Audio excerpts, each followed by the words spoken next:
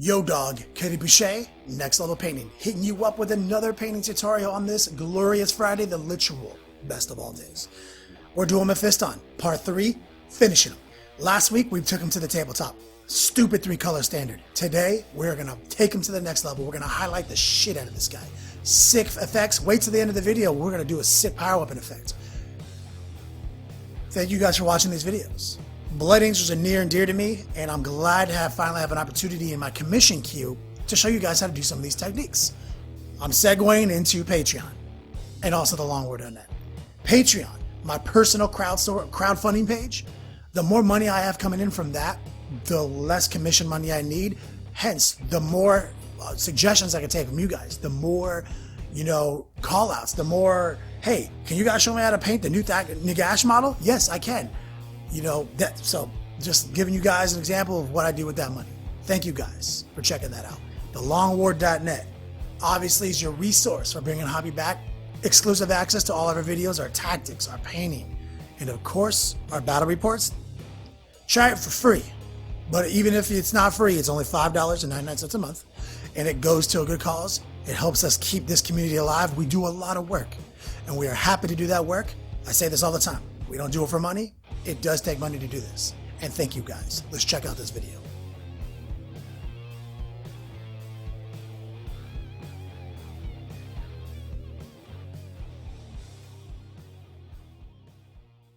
Let's do this thing. Painting Mephiston.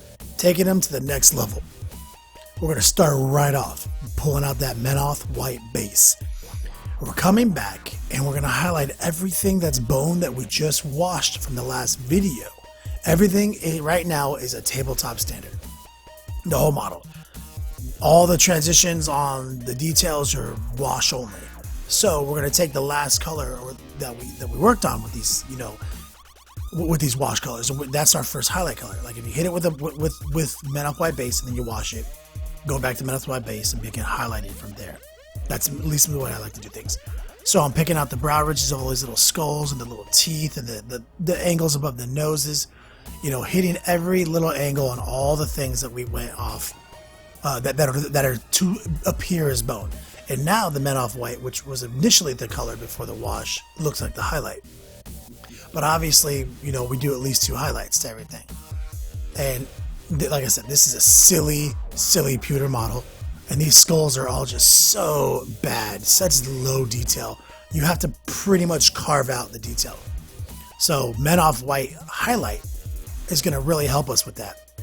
Go in there and pull those final little peaks out. We're starting here under that ribs, like under the pecs, like where the illusion of bone and muscles.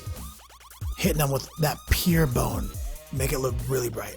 Same thing, go over to the skulls and just kind of have to manufacture the detail that just doesn't exist.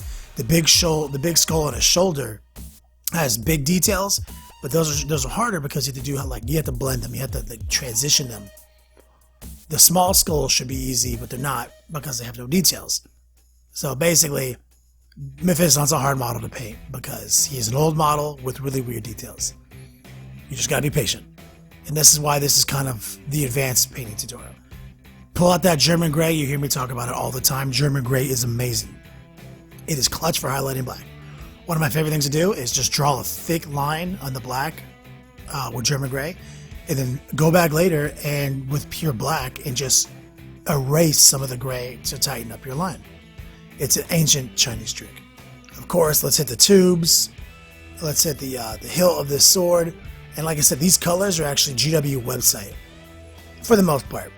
I picked out most of the colors from the GW website. I don't think they use purples in the vials and stuff.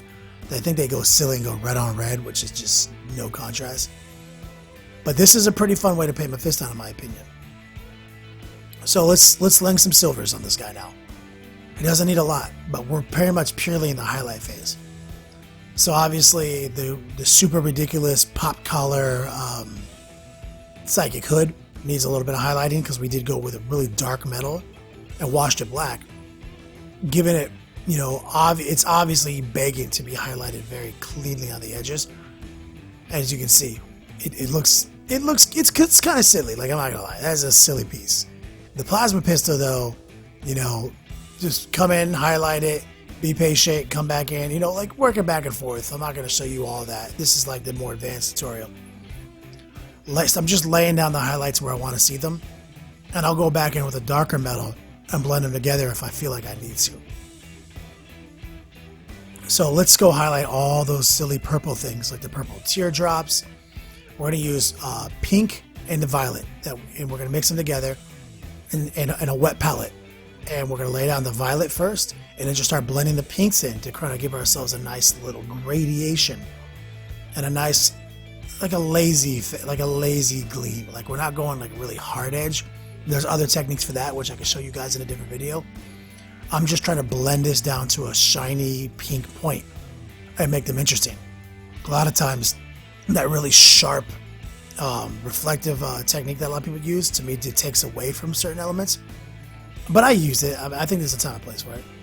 Same thing, the plasma gun. I can't tell you how that shitty ass plasma pistol that's made of metal just had no actual lines in it for those plasma coils. I had to manufacture those.